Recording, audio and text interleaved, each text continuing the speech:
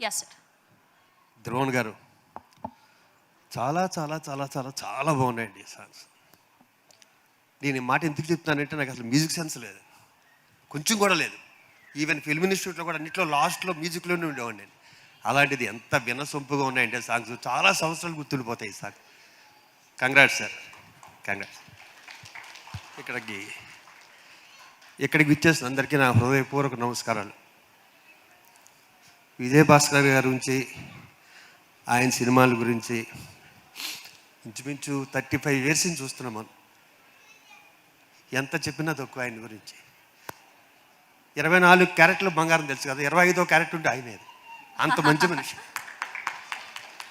షూటింగ్కి వెళ్తే గర్భగుడిలో ఉన్నంత ప్రశాంతతగా ఉంటుంది ఆయన షూటింగ్కి వెళ్తే.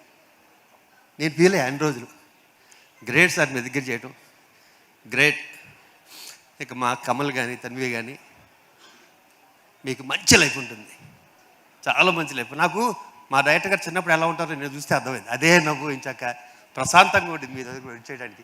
ఈ సినిమా మంచి హిట్ అవ్వాలని, అందరికీ పేరు రావాలి మనస్ఫూర్తి కోరుకున్నాను.